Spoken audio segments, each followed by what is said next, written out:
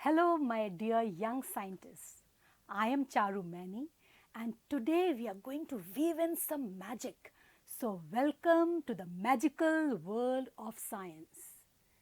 You have studied something in class 7, and that's what we are going to use today. Let's do some magic. So, some abracadabra, and what do you think is going to happen? Yes, the yellow has changed to red, isn't it? And then when I do another abracadabra, what happens now? Can you think what's going to happen? Yes, now it is again yellow. The red has changed back to yellow. And here we can see some specks of red. Not very good, but yes, we can see some specks of red or pink, we can say. So, what is it that we remember from our class 7th? And can you tell me what chapter we are going to study today? Yes, some of you have guessed it right. It's acids, bases, and salts. So, my dear young scientists, today we are going to study about indicators for acid, bases, and salts. And now, my dear young scientists, I need your help for one more thing. Yesterday, we had a party at my home, and my son ate too much of sweets and fried foods. And after some time, he started complaining of stomachache. Can you suggest some home remedy for him? I think you all have started thinking, and what you would be doing? You must have first of all thought of the problem statement that my son is having a stomachache due to overeating. Then you must have correlated this to your knowledge of digestive system, that the food to be digested in the stomach needs some acid. So, acid is produced in the stomach. So, you must have noticed that my son is facing the problem of acidity. And then to suggest a home remedy, I am sure you must have suggested baking soda that is available in every household. So, you know now why I call you young scientist? Because that is what the work of a scientist is. They collect the data, they correlate, and then they come to a conclusion. So, my dear young scientists, in today's chapter, that is acid, bases and salts, we will have ample opportunities to put on our thinking caps and perform. So, before we move forward, let's recall what we already know about acids and bases from our class 7. So, we studied about the taste, acids taste, sour, yes, and bases, what is the taste of the base? The base tastes bitter. And I would like to tell you that we should never taste anything that is unknown to us. That is the first rule of being a scientist. Unless you know something, please do not put it in your mouth. Okay. So, first property we studied about acid and base was sour and bitter. The next was color change with turmeric. So, turmeric extract, my dear friends, you can make very easily at home. Just boil some turmeric into water and make this extract. I have made it at home. Fine. So, what is there with the turmeric? We just saw it that with turmeric, the soaps or the bases turn turmeric solution to red, and acids, they do not change. So, it changes to yellow back. Then we also studied about China rose extract. The China rose extract can be prepared very easily. This is the hibiscus rosa that you have studied in your bio classes. You can just crush it with mortar or pestle, or you can even boil it in water. So, this one that you see it here that I have brought has been prepared by boiling in water. So, with China rose, what we know that acids turn China rose extract to light pink and bases turn it to light green. And the last that we studied in class 7 about acids and bases was the color change with litmus. So, acids turn blue litmus to red. And what would be the color change of acids with red litmus? No color change. Red will remain red. And base turn red litmus to blue. So, there would be no color change if a base is put in a blue litmus solution. So this was what we studied in class 7. Now in class 10, we need to know some more indicators, and these indicators are methyl orange and phenolphthalein. These are the new indicators that we would be studying about today. Okay, let's see how these act on acids and bases. So let's get started and see how these new indicators act with acids and bases. So let's start with this colorless indicator, the phenolphthalein, and put a 1 drop of phenolphthalein in first solution, second solution and third solution. So the color change we see from sodium hydroxide solution with this phenolphthalein is a beautiful magentaish pink color, isn't it? So beautiful, bright and nice. But there was no change with acid, and this is my control. We should always use a control while doing some testing, because we have to see what is the color change with water also, because we know water is neutral. Okay. So with phenolphthalein, my dear friends, please make a note, acids do not give any color change, water it was not expected to do, and the base, that is sodium hydroxide, has changed it to pink. Now let us try with this new indicator, that is methyl orange. So a drop of methyl orange here, a drop of methyl orange here, and a drop of methyl orange here. So let's see. With acids, because this set is acids for me, for acids we can see the color has changed to we can say pinkish red, and for water the color has remained the same, because in water we have added, obviously the dilution would be there. And what about base? Is there any change? The base also there is no color change. Okay. So the yellow or the orange remains orange with methyl orange, and the acids change it to red. So can you make a chart? And now I would urge that from home collect few things, material. You can collect lemon juice, curd water and baking soda solution, etc., whatever you find, and make solutions and try testing with the indicators that you have around you.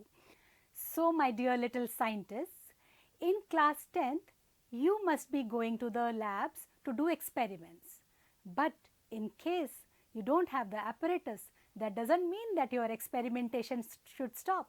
You can use any discarded transparent bottles to act as test tubes, and a dropper from a medicine bottle to be used as a dropper. So my young scientists, we have discussed about the indicators of taste, indicators which used our sense of sight, and now I am going to introduce another set of indicators which use our sense of smell, and these are known as olfactory indicators. So this here you can use an onion, you can cut the onion and see how the smell of onion changes when we put some acid or a base. You cannot smell it right now on the camera, but when you do it at home, you will be able to see. The other one is the vanilla extract, the vanilla essence that we use in our baking, that is cakes, etc. And the third one is the cloves. So you can crush the clove and have some clove oil and then see how the smell of the clove oil changes when we put a little bit of acid or a base. This is for you to check. So my young scientists, we have studied about the indicators for acids and bases. So indicators are something like when I am going on the road and I just blink the indicator from the left, without asking me, you are able to tell whether I am going to turn towards left or right.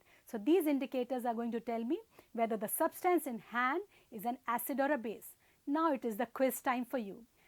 So my dear young scientists, it is the quiz time now. And the quiz here is, I have 3 test tubes, A, B and C. All of these have a colorless solution. maybe water, maybe something, and to tell you the truth, I also do not know which one contains what. And what my teacher has given me is only a red litmus solution or a red litmus paper. Okay? So I have to use this red colored litmus solution or red litmus paper to check which one contains what. Can you help me? Let us see. This is solution number C. I'll take a little bit of this and let us dip the red litmus solution in this. Wow! The color of the red litmus has changed to blue, isn't it? So, my little scientist, we are sure that test tube C contains a base because it changed red litmus to blue. But the problem is about test tube A and B. What is it? So, I can use easily the blue color that I have. Let me check. So, from the test tube B, I am putting it on the litmus paper which has turned blue, and also from test tube A, I am putting it on the litmus paper which has turned blue. So, let us see. So, test tube A, there is no color change, the blue remains blue, that means it is water. And what about test tube B? Yes, the color is changing. It is changing to red, isn't it? It has changed back to red color. That means the test tube B has got an acid. So, our experiment is complete and the quiz is complete. A contains water because it neither had an impact on red litmus nor on blue litmus. B contains acid because it didn't have an impact on the red litmus, but it changed blue back to red. And C contains a base because it converted red to blue. So, my young scientists, we are done with the quiz and I am sure you all have done good. And now there is a home task for you. You have to set up a small lab at home, find out various natural material that you can lay hands on and they are colored, like some colored flower, like beetroot juice or red cabbage or black carrot or jamun. You can collect the juice and see if there is a color change when you add some soap solution, lemon, curd water, baking soda, etc. You have to just check. Maybe sometimes you will get a color change, sometimes you do not, and you keep recording so that you can classify substances as acids and bases. So, that was all for today, and what we have learned. We know now how to classify substances as acids and bases. We know the three types of indicators, the indicators of taste, indicators of vision and indicators of smell. Okay? So, and we know how to plan and design experiments so that you can use these indicators to classify the substances that you lay hands on as acids or bases. And my dear friends, you have also learnt that how to collate the data, how to put the data in the table, tabulate the data, and then you know that we have to always report the right observation. That is the sign of a true scientist. Never report anything wrong. Okay? And the last but not the least is to keep your surroundings, the table where you work and the environment clean. So, take care, be safe. Thank you.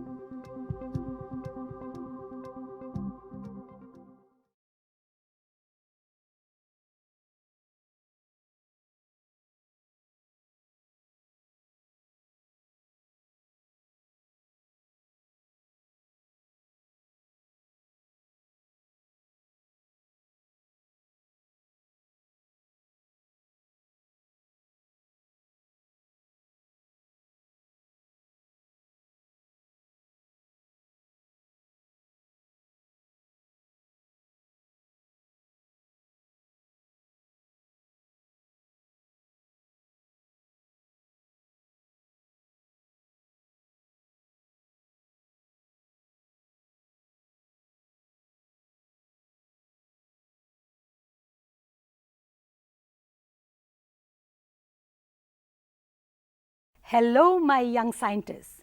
So far we have learnt how various indicators may be used to distinguish between acids and bases. So now let's see how acids and bases react with each other.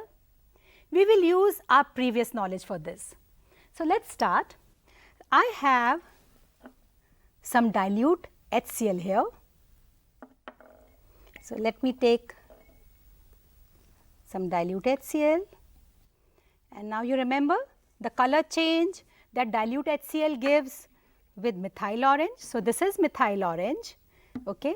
Let me put one drop of methyl orange, and do we have a color change?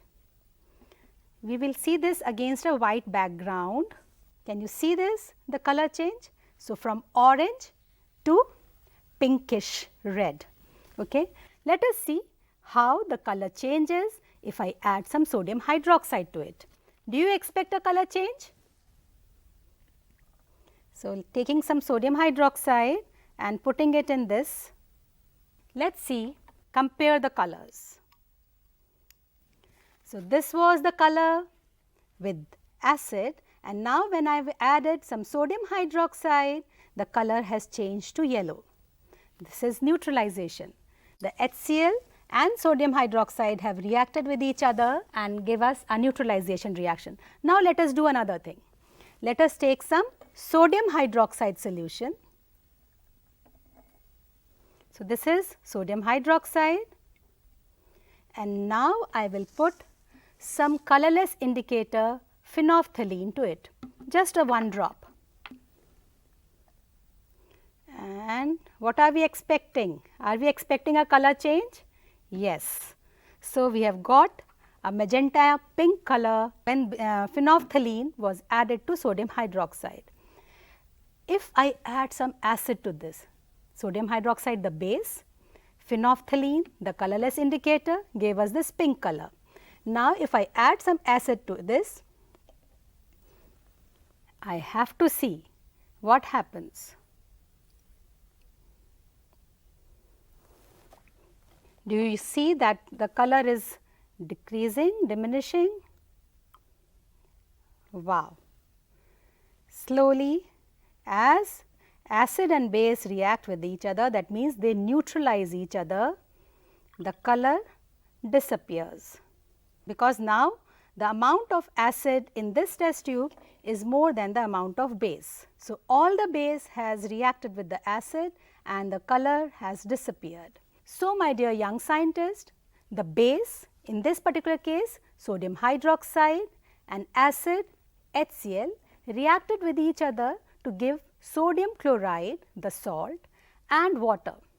This reaction between any base and any acid to give a salt and water is known as neutralization reaction, and in general you can write this reaction as base plus acid gives salt and water. You may even write now the reactions for various acids and bases to give salt and water. So my young scientists, after understanding how acids and base react with each other to give salt and water, let's see how an acid or a base react with a metal. So I have some zinc metal with myself. So let me pick one zinc metal piece, and this is a U-tube, okay, a special tube, and I am putting one piece of zinc metal in this, and now I will add some dilute HCl to this. My dear scientists, this activity is to be done in the presence of the teacher, or it can also be as a demonstration activity with your teacher. Only adult guidance you have to do this. Okay. So now I am putting some dilute HCl to this, and on this end of the U I will put some soap solution. So this is some soap solution that I have with myself. So I will put some soap solution this side in the arm of the U tube. Okay. And let us now see that the reaction occurs. Okay. When the reaction occurs, now you can see the bubbles are rising. The bubbles are rising here. Can you see this? The reaction is occurring, and if I touch this, this is also becoming a little warm. Can you tell me from your previous knowledge of chapter 1 that if the test tube becomes warm, this is an indication that a reaction is occurring, and also because the bubbles are rising, this is also an indication that a reaction is occurring.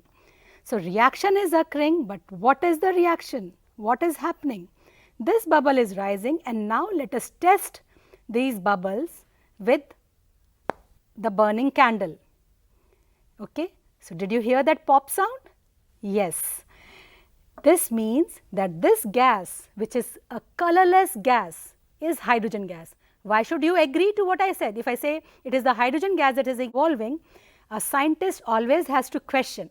You have to question me that how do you say, ma'am, that this is hydrogen gas? Then I will tell you that the gas is colorless, you can't see any color, and because this gas is burning with a pop sound, it is the property of hydrogen gas. So, my dear friends, we will say that acids react with metal to produce hydrogen gas, which burns with a pop sound, and what is the next product? It is salt. So, let us write a reaction. Acid plus metal gives salt plus hydrogen gas.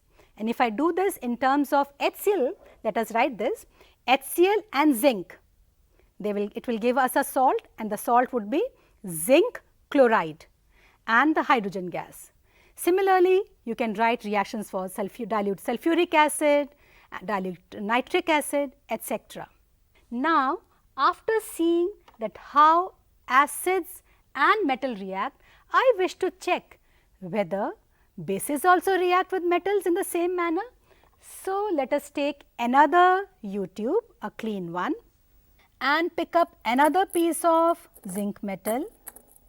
Can you see that I am not using my hands, my fingers to pick up the pieces? So, I am picking forceps. All this is very important for scientists, okay, to observe the precautions. And now, I will put some sodium hydroxide.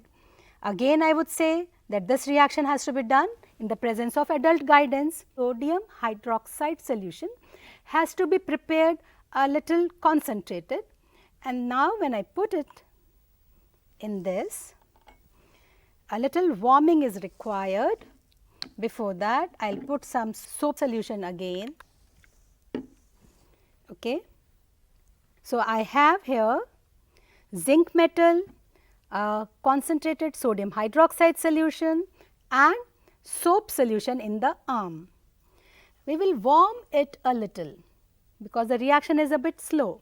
Okay. So, after warming, now you can see that the gas bubbles are rising. We will check these gas bubbles too. Do these gas bubbles also burn with a pop sound?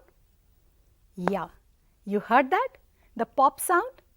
So, whether acid or a base both react with metal to give salt plus hydrogen gas. Let us see the next reaction. So, the reaction taking place in this test tube is sodium hydroxide dilute plus zinc gives sodium zincate, which is the salt, and hydrogen gas. I will repeat again, the solution of sodium hydroxide is dilute. When I said that you have to prepare it a little concentrated, that means you have to add 2 pallets of sodium hydroxide to produce 10 ml of sodium hydroxide solution. So, let us see how does a base react with metal. So, now we have added a metal piece, that is zinc, to the U-tube and some sodium hydroxide solution. In the U arm, we have added a soap solution.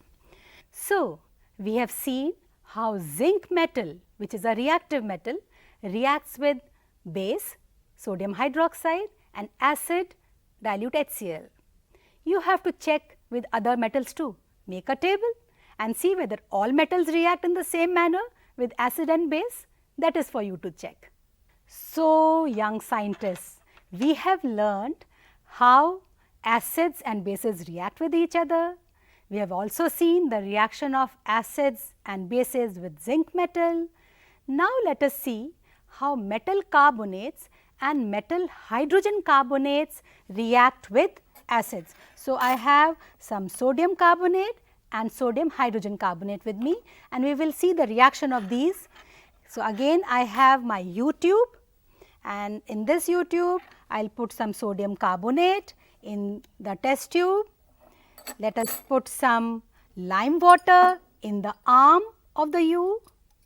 Okay, yes, there goes the lime water. And now let us put some dilute HCl. So, can you see these brisk effervescence rising, and the lime water in the arm of the U tube is turning milky, and the bubbles that are rising, these are the bubbles of carbon dioxide. And as the amount of carbon dioxide that passes through increases, slowly the color of lime water again turns colorless. Can you see that? The milkiness is disappearing. Let us repeat the same experiment with sodium hydrogen carbonate and HCl. Yes, it also gives us brisk effervescence, and yes, again lime water is turning milky, and the milkiness disappears with passing of excess of lime water. So, let us see the reactions involved in this beautiful activity that we performed.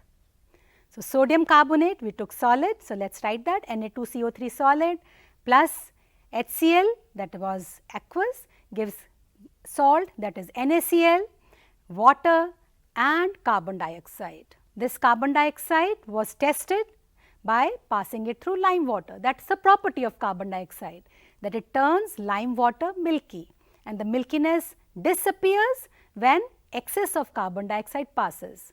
Similarly, sodium bicarbonate reacts with HCl to give again the salt NaCl plus water and carbon dioxide.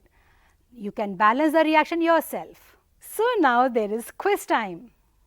You have to write a reaction when magnesium carbonate react with hydrochloric acid, and also when magnesium hydrogen carbonate react with hydrochloric acid.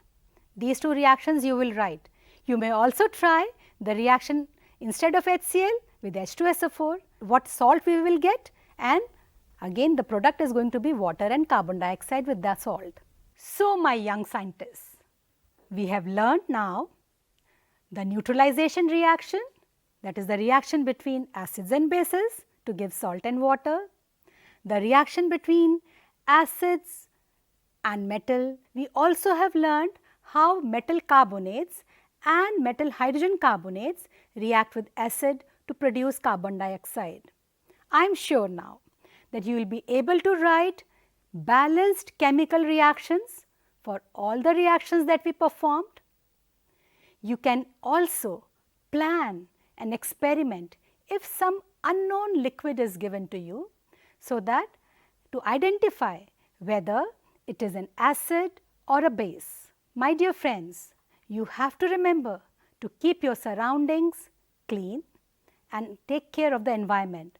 So, when you are using your chemicals, please do not throw them just like that, and also use minimum amount of chemicals while performing the activities. So, my young scientists, now let us see how acids react with metallic oxides, or how metallic oxides react with acids. But I have a problem. I do not have a sample of metallic oxide in my lab. So, what do you say? Should I just accept what is written in the books and stop experimenting, or can you suggest me some idea? Yes, I know some of you must be thinking about the reaction that you studied in chapter 1, that is magnesium reacts with oxygen to form magnesium oxide, and magnesium is a metal. So, magnesium oxide is a metallic oxide, and this reaction is known as, can you tell me? Yes, combination reaction. It is a combination reaction that we studied in chapter 1. So, we do not have to forget what we studied previously. We have to build up our knowledge on this. This is also a attribute of a good scientist. Okay? So, let us start. We have this magnesium ribbon, okay? And the magnesium ribbon has got a black layer, which is a magnesium oxide layer. If I have to do the experiment, first of all I have to clean it. clean it so that I get a shiny surface. So, I am rubbing it with a sandpaper so that I get a clean shiny surface of magnesium. Magnesium is a very reactive metal. So, it gets a black coloration of oxide layer. So, now here you can see it is a shining magnesium metal piece that I have, and we will burn it in oxygen, burn it with candle. Okay. Right now, I have a candle with me. You can use a Bunsen burner if you are doing it in the lab or a spirit lamp. The experimentation, my dear friends, should never be stopped. Okay. And where will I keep it? Which part of the flame is the hottest? Yes, it is the topmost part of the flame. So, I have to keep my magnesium ribbon at the topmost part of the candle flame, so that because it is the hottest zone, again connecting with the previous knowledge, isn't it? So, now you see what a beautiful white dazzling flame. My dear friends, when you are performing this experiment, remember not to look directly into the flame of magnesium, because the flame is so dazzling white that it may harm your eyes. Now, you see, after burning we have got magnesium oxide, the ash. We have collected this in the china dish, and now to this I will add some water to make a solution. Okay. So, we add some water here, and to this I add a drop of phenolphthalein. By now we all know that phenolphthalein is a basic indicator, and it gives me a pink coloration when it reacts with bases. So, see what a beautiful pink color we have got. I will transfer this to a test tube so that you can see the experiment easily. Okay. So, we will transfer this into the test tube. Yes. Now, you can see this pink colored solution, which is due to the reaction between the metallic oxide, that is magnesium oxide, and phenolphthalein, the indicator. So, beautiful light pink color. So, we had dissolved magnesium oxide in water, which gives me magnesium hydroxide. This with phenolphthalein gave me pink color, and now let me add some dilute HCl to it to see how metallic oxides react with acids.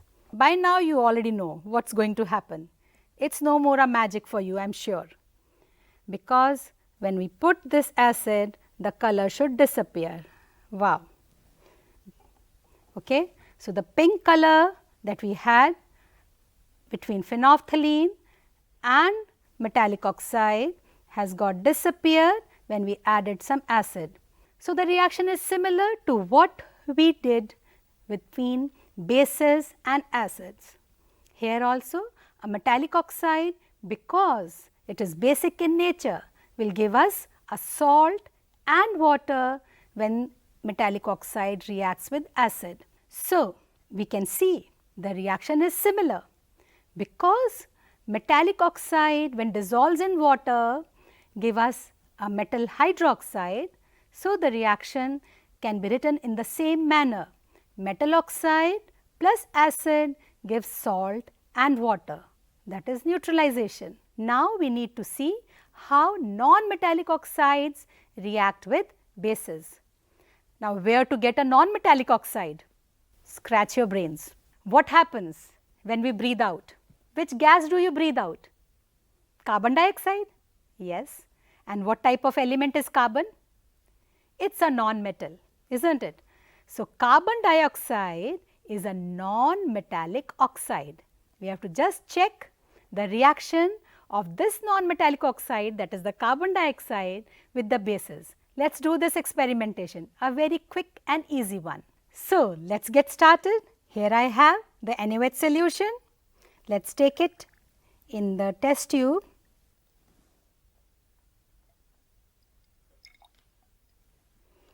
And a drop of phenolphthalein, because my reaction is that how do base react with non-metallic oxide, or I can say how do non-metallic oxides react with bases. So, I have taken a base and an indicator which will tell me whether the reaction has taken place or not. Okay. So, base and phenolphthalein, the indicator, and the non-metallic oxide is the carbon dioxide that I am going to blow into this. And let us see whether something happens, whether color changes or not, you have to see. Okay. So, blowing in carbon dioxide. While blowing in, you have to remember that you do not have to suck it in, otherwise all this material will go in. So, you have to be very careful. Okay.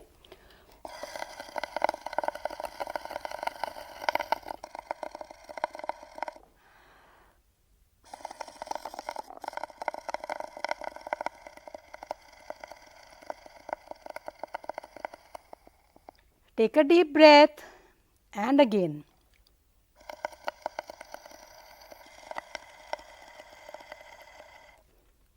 Beautiful.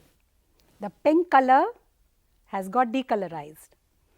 That means a base reacts with a non-metallic oxide to again give us a neutralization reaction.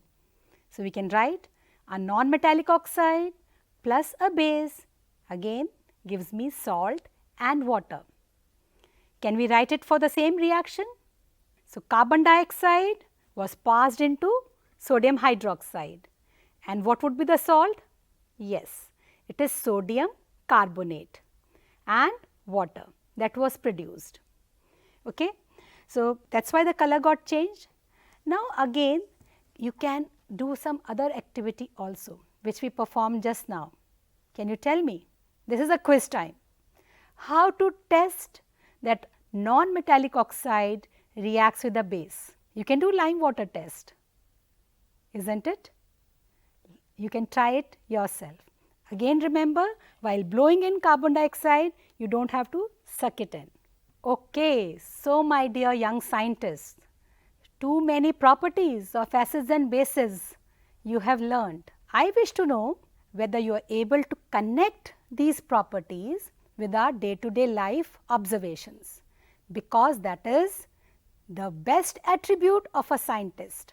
You know, when I was young, of your age, my mom used to tell me that don't put curd in the iron utensil, do not put lemon in that brass tumbler. That time I didn't question much. I asked my mom, but she didn't have much answer. She said because her mother used to tell her like that, so I also have to follow. But a scientist have to ask questions. Okay? And it is not only about asking questions, you have to also spend some time in finding answers to those questions. Okay? So, now I know, and you also know, pure iron utensil or a copper utensil, you should not put curd or lemon, etc., because these are acidic substances and they will react with metals. So, the quiz was, why should curd and sour substances not be kept in brass, copper or iron vessels? You have the answer now. So, my dear scientists, when my mom says that do not put curd and lemon in the iron utensil, should I just agree to what she is saying without asking question, or I should try and find an answer in the scientific manner? I am sure after going through the properties of acids and bases, you can surely give me an answer that why sour substances which are acidic in nature should not be kept in metallic vessels like that of copper or iron.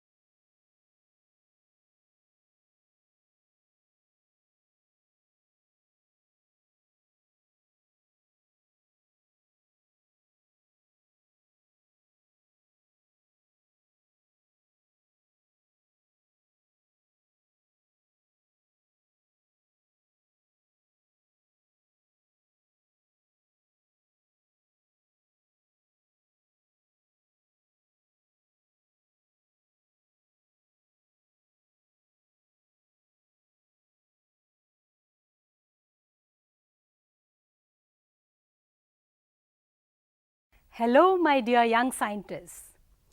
Till now, we have learned the differences in the properties of acids and bases according to their chemical reactions. Now, we should see whether they have something in common. Do they have any property regarding electrical properties? For this purpose, I have made one simple electrical circuit. You have learned how to make electrical circuits in your previous classes. So, what do I need for this? I have got two nails, simple nails, a connecting wire, an LED and a battery to join the circuit, and right now the circuit is open, isn't it? If I touch this on the wooden table, the LED does not glow, but if I take this metallic spatula and touch it, obviously I knew it. The circuit is complete and LED starts glowing. Let us see what happens when I put this system in a dilute NaOH solution and then in a dilute HCl solution.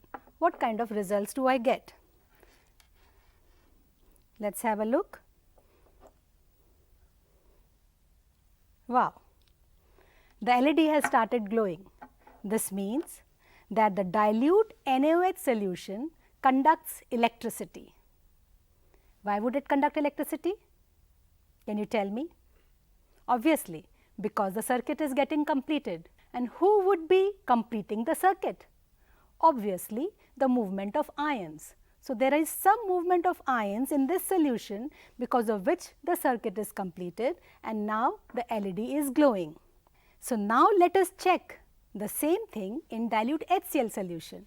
But before we do that, I should wipe it off clean, okay, and dry it, because the ions from one solution can move to the another one and give me some wrong results, isn't it? So, now my nails are clean and dry, and I will repeat the same experiment with my electric circuit that we have prepared, the simple one.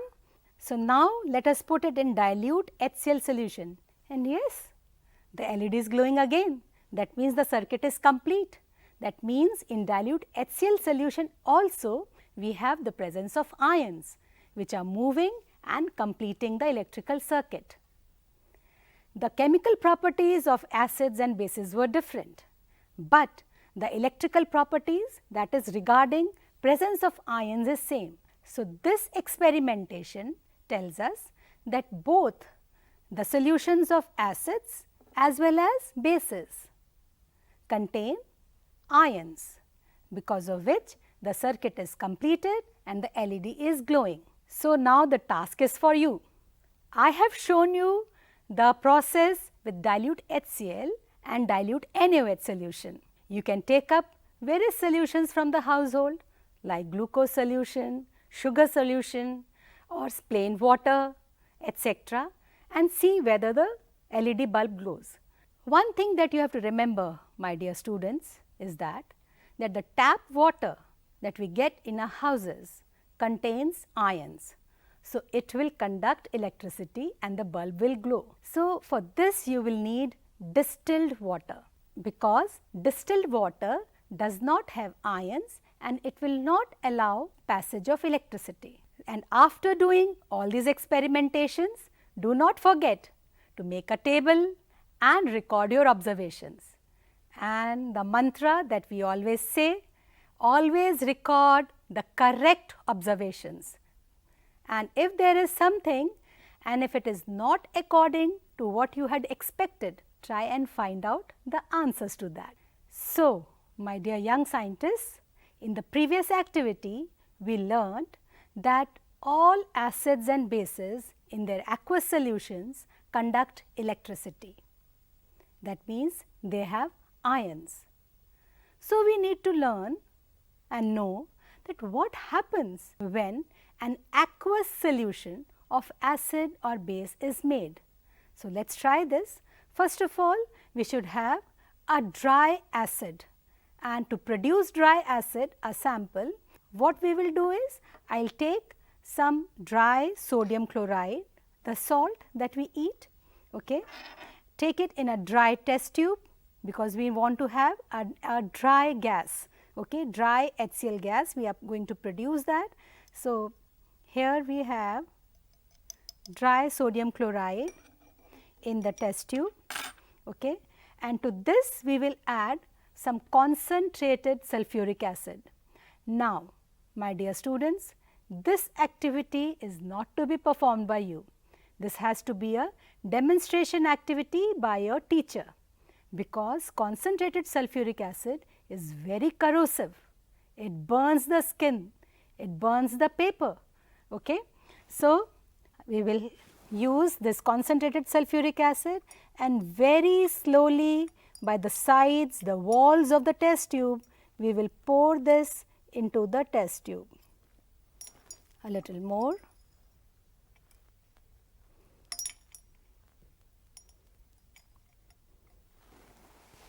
Now, this dry sodium chloride and the concentrated sulfuric acid in this test tube are giving me a reaction. A colorless gas is getting evolved. We cannot see it, but can smell it. Okay, and this colorless gas is HCl gas. Let us test with the blue litmus paper whether there is any color change. So, this is a dry blue litmus paper. We bring it near the mouth of the test tube. We will not touch the blue litmus paper to the mouth because it might get wet. Okay. So, the dry litmus paper with the dry gas is not giving us any reaction. There is no color change. Let me now make this filter paper wet, because this was our task. We wanted to know what happens when an acid is dissolved in water. So, the gas I am not dissolving in water, but what I am doing is I am now making this filter paper moist, and let me put it on the mouth of the test tube. Wow, see, slowly the litmus paper is turning red at the positions where the HCl gas is touching the wet paper. That means the ions that we were talking about in the previous activity are released when there is a aqueous solution. Yes, now when the dry gas comes in contact with the wet blue litmus paper, the litmus paper is turning red. That means to release the ions from the acid, it required an aqueous solutions. So, our question was, what happens to an acid or a base in a water solution? That means in an aqueous solution. We can say that in an aqueous solution, the ions get separated. So, as you can see the reaction on the screen, the HCl gas, when comes in contact with water, it forms hydronium ions, that is H3O plus, and chloride ions. And what are these hydronium ions? The H plus ions, that is the protons, when they come in contact with water, they combine to form hydronium ions. Okay? Similarly, when sodium hydroxide, that is a base, is dissolved in water, it forms the sodium ions and hydroxide ions. Or if I dissolve potassium hydroxide in water, it will dissociate to give me potassium ions and hydroxide ions. Similarly, if magnesium hydroxide is dissolved, it will give me magnesium ions and hydroxide ions. So, we can conclude, my dear students, that all acids release H plus ions in aqueous solution, which combine with water to form hydronium ion. So, you have to remember, whenever you represent a H plus ion, either you write H plus aqueous or you write hydronium ion, because H plus alone cannot exist. Similarly, when you write about sodium hydroxide, potassium hydroxide, magnesium hydroxide, the OH ions, you write OH ions, and in the brackets you write aqueous, because it won't be possible for an OH ion to exist independently. Now, my dear students, we talked about NaOH, KOH, magnesium hydroxide, but I wish to bring to your notice one thing, that all bases do not dissolve in water. An alkali is a base that dissolves in water. These are soapy to touch, bitter and corrosive. And remember, never taste or touch them as they may cause harm. In fact, you should not taste anything that you do not know about. So, my dear young scientists, my students, we already know now that acids, when combined with bases, they give a neutralization reaction. They form a salt and water.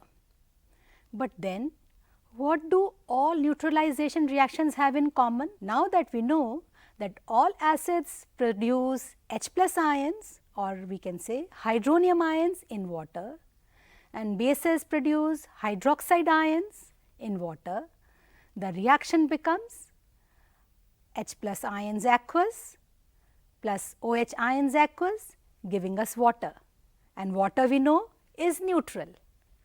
That is why it is a neutralization reaction. So, when water is mixed in acids and bases, what happens? One is that H plus and OH ions are produced. If we keep on adding water to acids or bases, will it impact the concentration? Yes. Mixing an acid or base with water results in decrease in the concentration of ions, that is the hydronium ions for acids and hydroxide ions for bases per unit volume. This process of decrease in concentration by adding water is called dilution, and the acid or the base is said to be diluted. What effect does the concentration of H plus ions have on the nature of the solution? Okay, yes, if there are H plus ions, it will make the solution acidic. Now, do you think basic solutions also have H plus ions?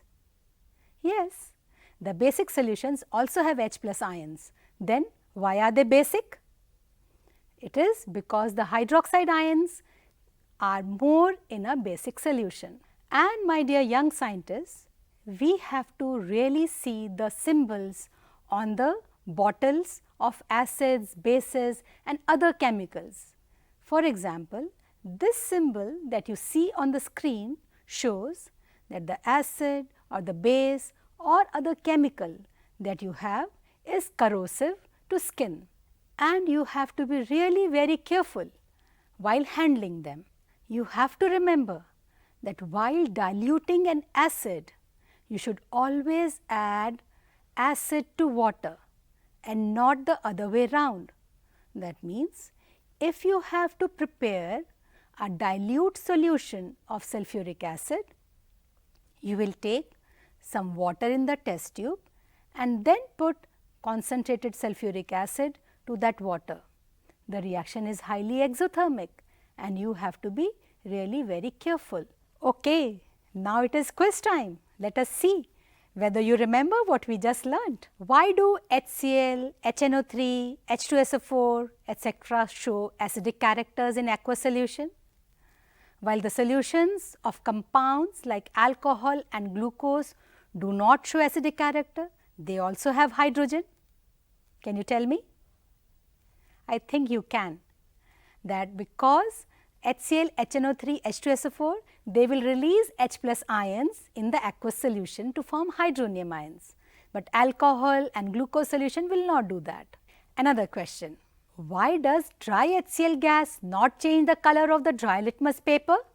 While diluting an acid, why is it recommended that the acid should be added to water and not water to the acid? Another question, how is the concentration of hydronium ions affected when a solution of an acid is diluted?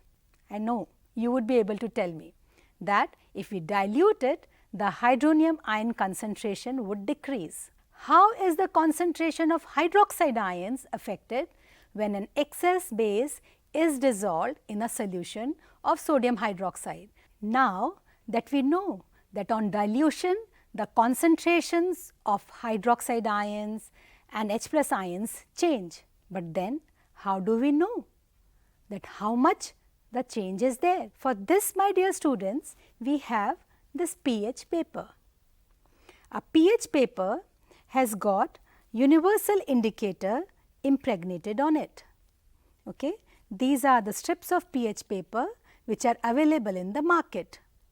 We can take a strip of the pH paper and check the color change. After the color change, we have to match the color change with the strip that is there on the pH paper. Okay?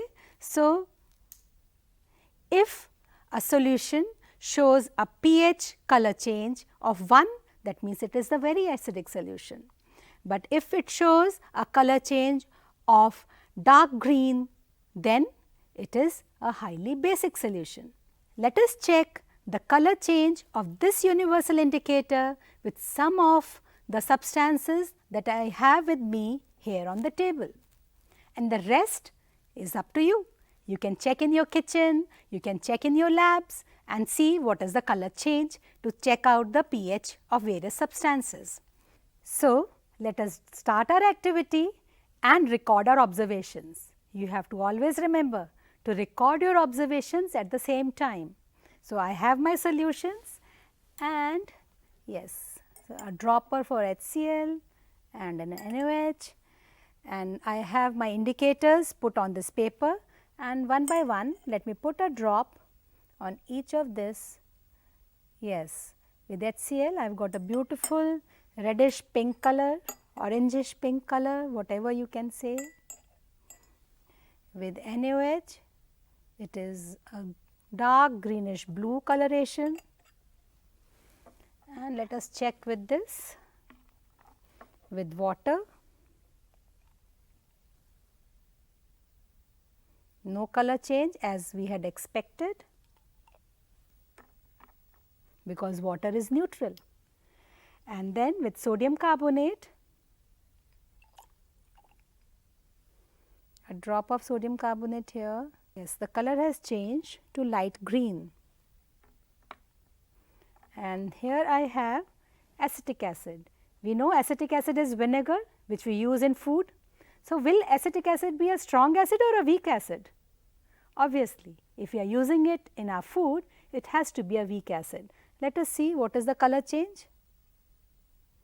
Okay, it has changed to a light pinkish orange coloration. So, as expected, the color change with dilute HCl is close to 1. It is highly acidic, and the color change with NaOH is close to 12 and 14. So, it is highly basic. The color change with water, obviously no color change, water is neutral. Now, I leave it to you. You can have the pH paper from the school, and you can collect various material from the kitchen or the school laboratory and make a table and compare the color change and record your observations about the change in color and the pH corresponding to it in the table as you can see on the screen. So, my young scientists, we have learned how to find the pH of a given solution, and also that the pH is an indication of the hydronium ion concentration. pH represents potence of hydrogen, that is the amount of hydrogen ions that are there in the solution. If pH of solution A is 6 and that of solution B is 8, which one has a more hydrogen ion concentration? That is the quiz for you. Which one of this will be more acidic and which one will be more basic? Now, we need to know whether this pH has some importance in our lives. Are plants and animals pH sensitive? Yes, I am sure you know that our body works within the pH range of 7 to 7.8. The living organisms can survive only in a narrow range of pH change. If the pH change is too much, then there is some disease. When the pH of rainwater is less than 5.6, it is called acidic rain. And when this acidic rain falls into the rivers, it lowers the pH of the rainwater. And this lowered pH river is not good for the survival of the aquatic life. Such rivers becomes very difficult for the aquatic life to survive. Is there acid on other planets? The atmosphere of Venus is made up of a thick white and yellowish cloud of sulfuric acid. Now, with this thick cloud of sulfuric acid, do you think the life can exist on this planet? Do you remember I said sulfuric acid is very toxic? The farmers also have to take care of the pH. You can find the pH of the soil in your backyard.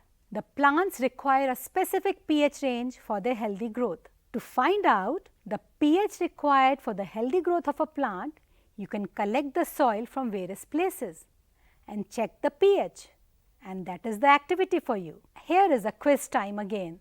Under what soil conditions do you think a farmer would be treating the soil of his field with quicklime? You know what is quicklime? It is calcium oxide, or slaked lime, calcium hydroxide, or chalk, that is calcium carbonate. So, you have to tell us that when would a farmer use these to treat the soil? Does pH has a role in our digestive system? Yes, you all know that, because in the beginning of the chapter, you had helped me in designing a remedy for stomachache. When we eat too much of fried stuff, it produces lots of acid in the stomach to digest it, and this situation is called acidity in the stomach. So, now to cure that acidity, what do we take? We take milk of magnesia. Milk of magnesia is magnesium hydroxide, which is a mild base which is often used for this purpose, or sometimes we use some antacids. And my dear students, I hope none of you is suffering from tooth decay, and if you are, that means you are not brushing your teeth properly. When the pH of the mouth gets lower than 5.5, it leads to tooth decay, because the tooth enamel, which is made up of calcium phosphate, which is the hardest substance in the body, it starts reacting with the acid and starts decaying. So, for this, my dear students, you should brush your teeth regularly, in fact after every meal. Bacteria present in the mouth produce acid by degradation of sugar and food particles that remain in your mouth after eating. That is why we say that after every food that you eat, you should brush your teeth. Using toothpaste, which are generally basic, for cleaning the teeth can neutralize the excess of acid present in your mouth and prevent the tooth decay. You know that animals and plants also use this change of pH, and this can be used as a chemical warfare of animals. Have you ever been stung by a honeybee? A bee sting leaves an acid which causes pain and irritation. The use of a mild base like baking soda on the place where the honeybee has stung you relieves the pain. The stinging hair of nettle leaves injects methanoic acid, causing burning pain. And my dear students, some of you might be living on the hilly areas and might have experienced that nettle plant has leaves which bring a stinging sensation if touched. That is because of some acidic secretion leave on your skin. And very close to the nettle plant, there is a dock plant which grows on the hilly areas. And the leaves of this dock plant have basic properties. So, if you are stung by the nettle leaves, you can rub some dock plant leaf on your skin to get relieved of this pain. That means nature provides neutralization options very close to each other. So, this brings us to an idea that nature has lots of acids. Now you can create a table of yourself and find out what is the chemical name of the acid present in the natural substance. For example, vinegar is acetic acid.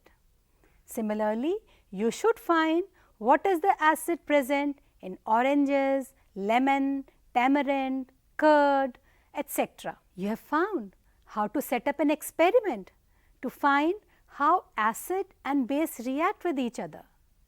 You have also found that acids and bases have got some ions because of which they conduct electricity.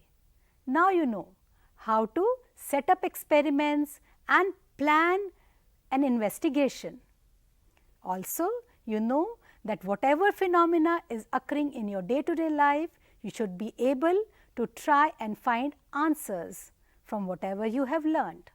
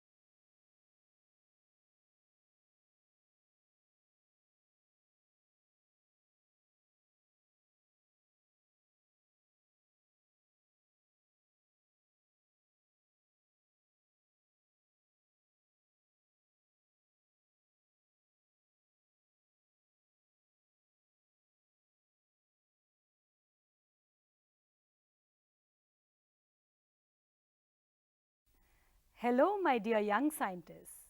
In the previous section, we have seen the formation of salts during various reactions. Now, let us understand more about their preparation, properties and uses. Let us do some activity. You already have learned in grade 9 about writing formulas. So, I am giving you some names of the salts and you have to provide me the formulas of this by knowing what is the cation and what is the anion. Okay? So, let us get started. The first one is potassium sulphate, sodium sulphate, calcium sulphate, magnesium sulphate, copper sulphate, sodium chloride, sodium nitrate, sodium carbonate and ammonium chloride. Now, you have to identify the acid and the base from which these salts may be produced. The sodium chloride, potassium nitrate, aluminium chloride, these salts you can see that sodium chloride, when we say this, it has been prepared from the base sodium hydroxide and HCl. Now, this is your task. You have to find for yourself that what is the acid and the base from which these salts are prepared. You have to tabulate your results, your findings in a proper table. Okay? Now, because we have learnt about the pH of acids and bases, do salts also have some pH? Yes, let us check it. The salts of a strong acid and a strong base are neutral and they will have a pH value of 7 because there is a complete neutralization between the acid and the base. I am not doing this experiment for you now. You already have this expertise and you have to do it and tabulate. Okay? Similarly, the salt of a strong acid and a weak base would be acidic in nature and the pH value of such salts would be less than 7. Similarly, if I take a strong base and a weak acid, the salt would be basic in nature and the pH value would be more than 7. This is your task. You have to find which is a strong acid, which is a strong base. So, this is an indication, isn't it? So, if I find that aluminium chloride salt gives a pH which is less than 7, that means it is a salt of a weak base, aluminium hydroxide and a strong acid, HCl. So, in this manner, you would be able to say which acids are strong and which bases are strong, isn't it? So, the table is there in front of you on the screen. You have to find the pH of the salts given in the table and also say which acid and which base have been used to produce these salts. Now that we know that salts can also be acidic, basic or neutral, we are all set to learn a little more about salts and various preparations. And when I say, my dear friends, the word salt, the first thing that comes to our mind is common salt, NaCl, the salt that we use in our food. And do you know about how this salt is related to our history, the freedom struggle? You must have studied about Dandi March in your history classes, isn't it? So recall that what is the importance of salt in our struggle for freedom. Let us come to the chemistry of common salt. Common salt is also a raw material for various chemicals. The common salt, which is obtained from the seawater, is an important raw material for various materials of daily use, such as sodium hydroxide, baking soda, washing soda, bleaching powder and many more. Let us see how one substance is used to make all these different substances. First of all, we will see the preparation of sodium hydroxide. For this, we need a concentrated solution of sodium chloride. The concentrated aqueous solution of sodium chloride is called as brine. And when electricity is passed through this solution, it decomposes to form sodium hydroxide.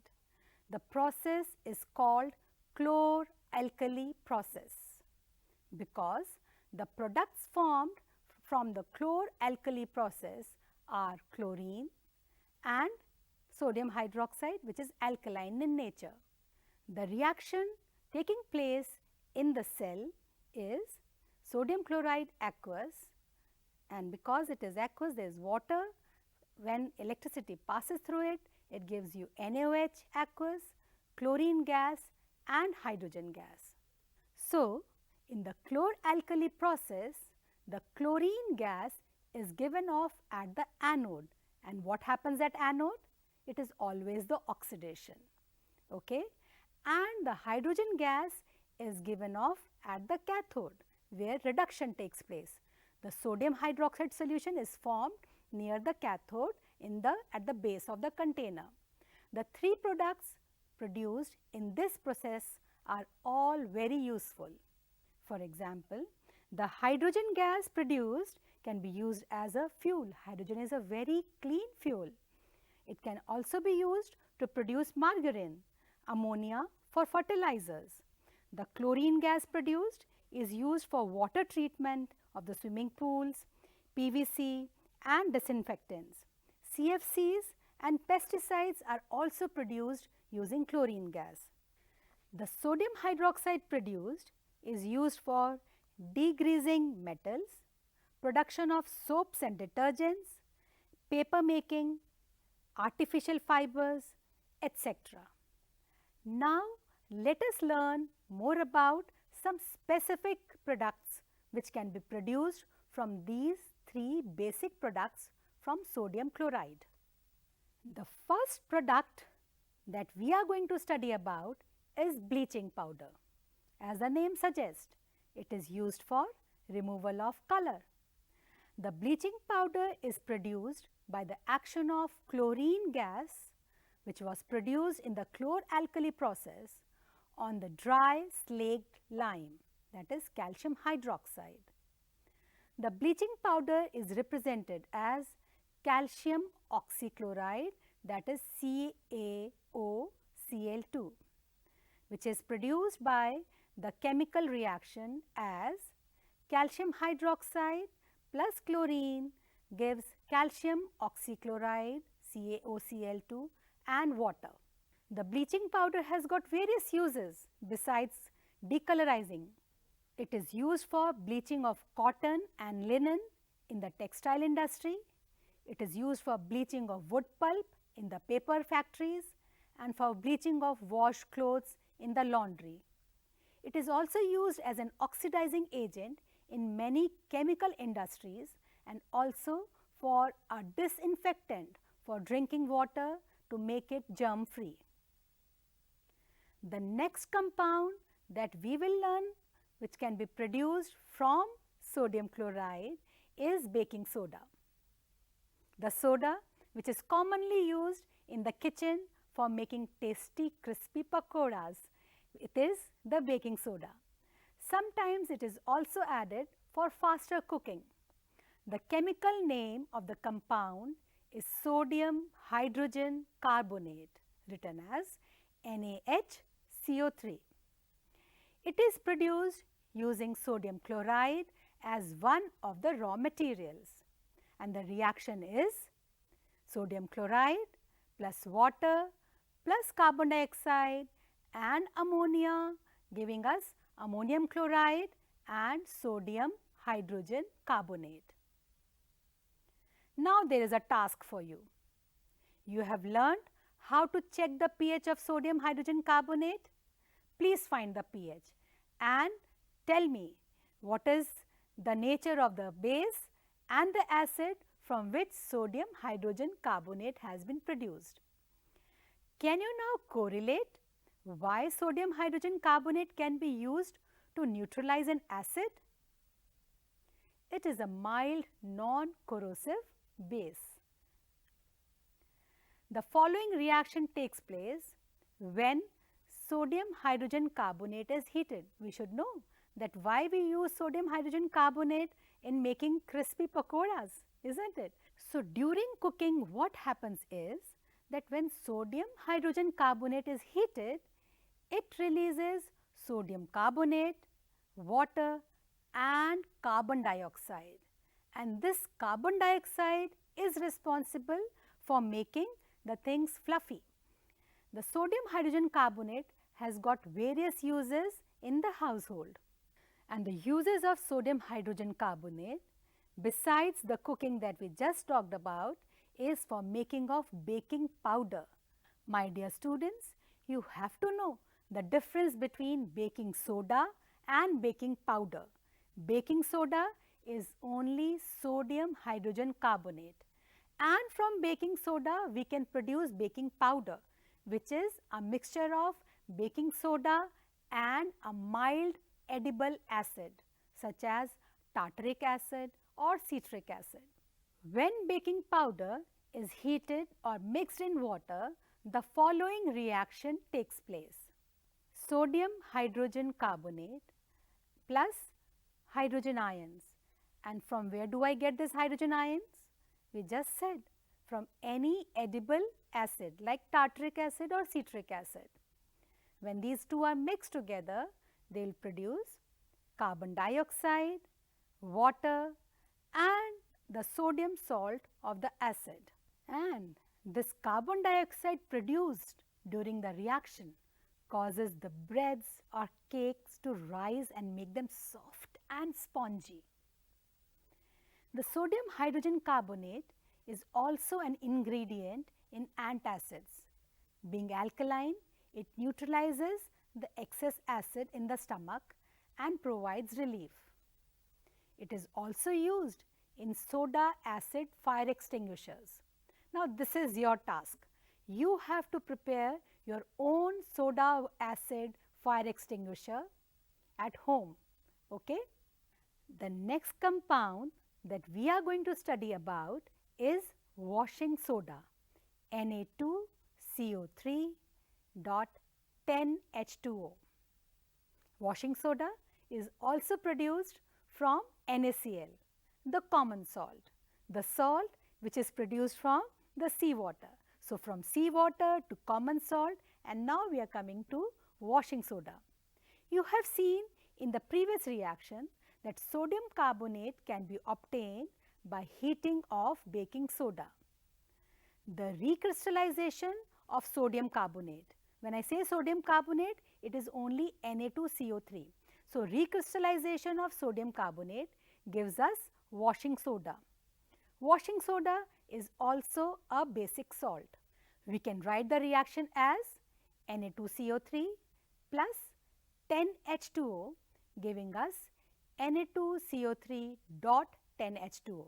So, the Na2CO3 solid is just sodium carbonate, but when we write as Na2CO3 dot 10H2O, it is the crystallized sodium carbonate, which is the washing soda. The uses of washing soda are: it is also used in the manufacture of sodium compounds such as borax. Sodium carbonate can be used as a cleaning agent for domestic purposes. It is also used for removing permanent hardness of water. So, my dear friends, we have learned till now that we can appreciate how one compound can be converted to another by carrying out chemical reactions. We also know now how to write chemical reactions. For example, starting from the common salt, we learned preparation for various other useful substances. I am sure now you can explain the preparation and manufacture for some important compounds of sodium like bleaching powder, baking soda and washing soda.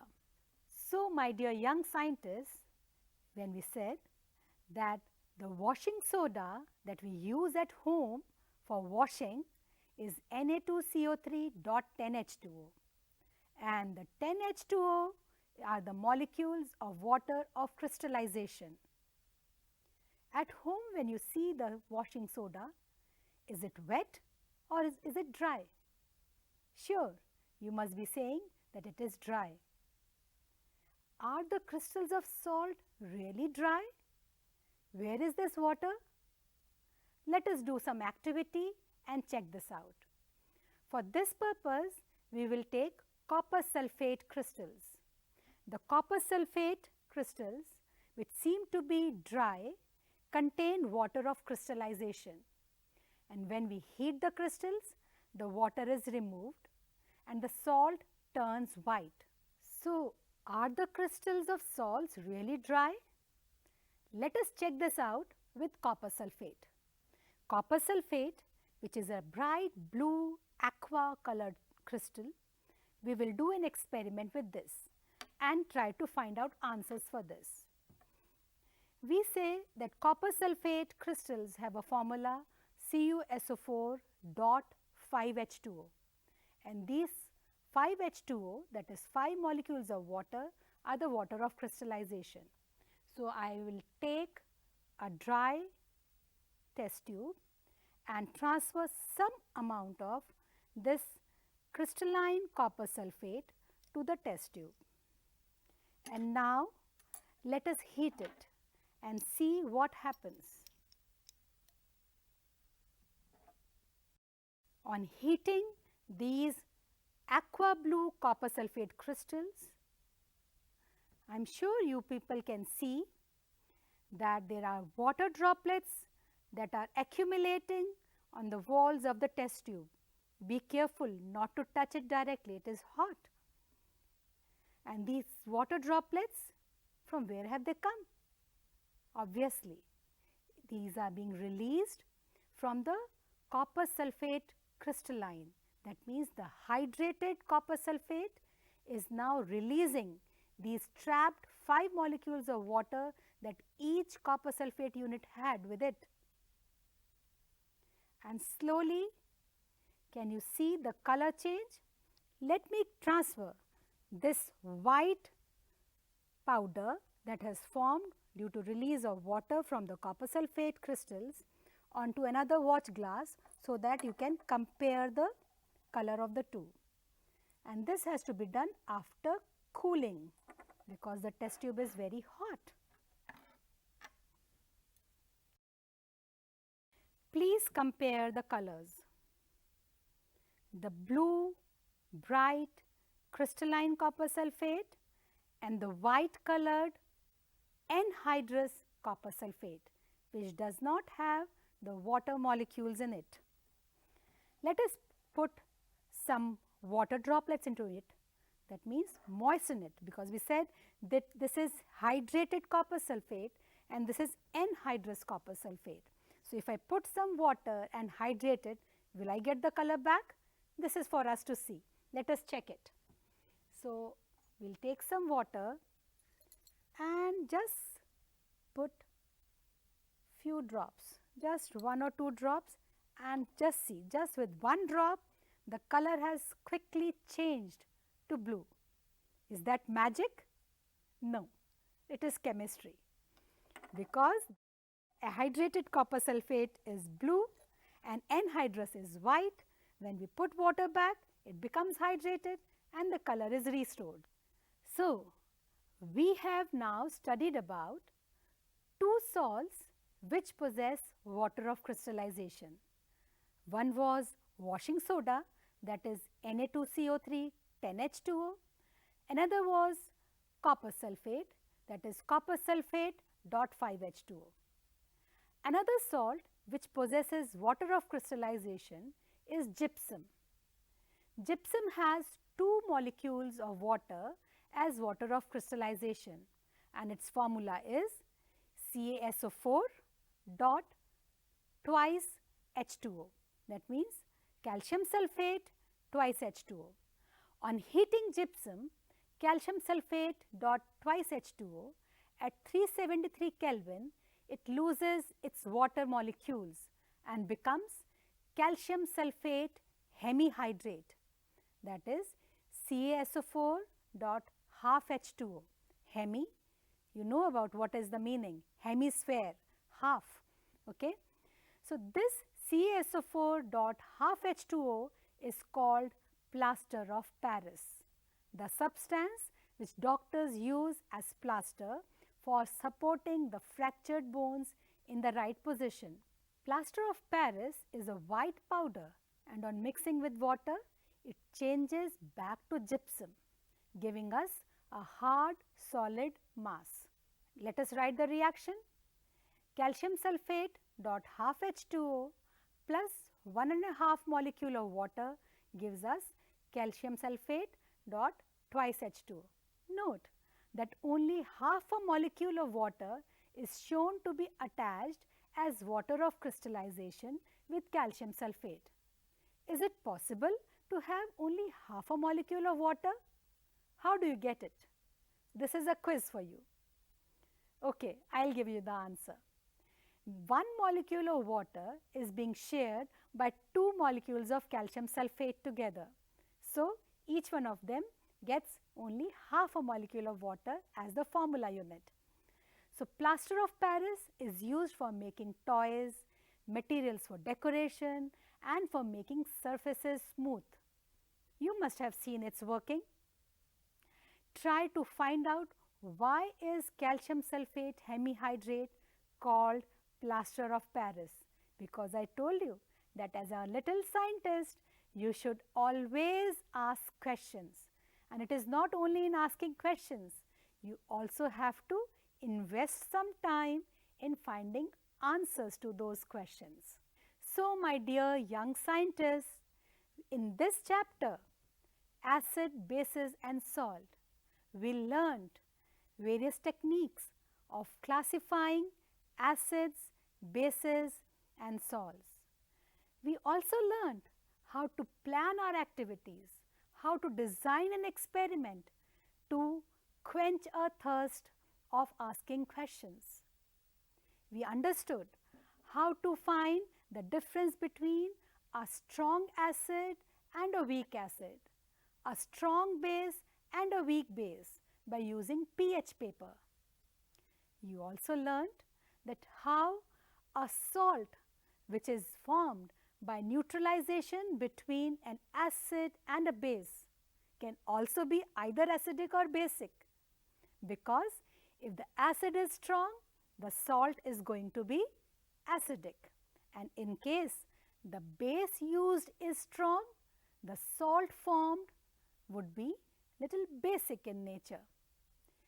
We learned how to relate the various concepts of acids, bases, salts and pH to our day-to-day life.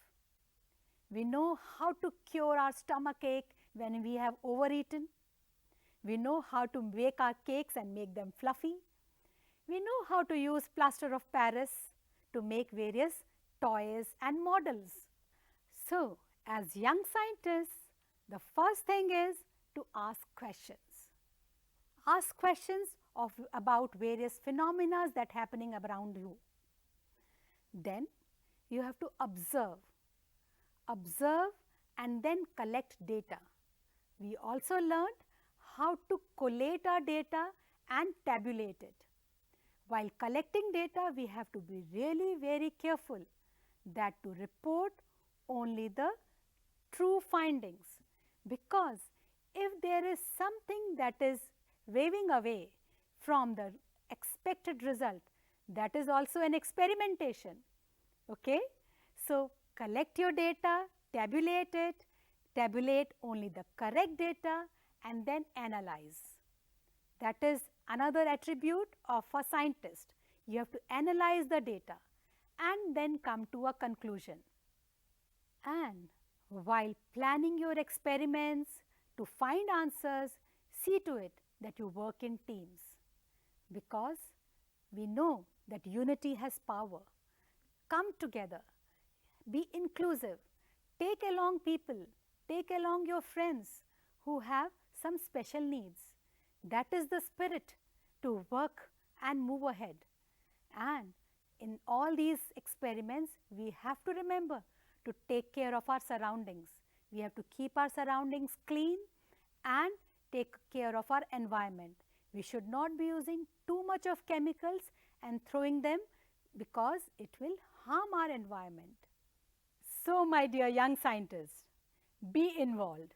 Be involved in the quest of asking questions and seeking answers, finding ways to do experiments, and always move ahead with a smile on your face and a twinkle in your eyes. That's what we need for our country to rise and shine.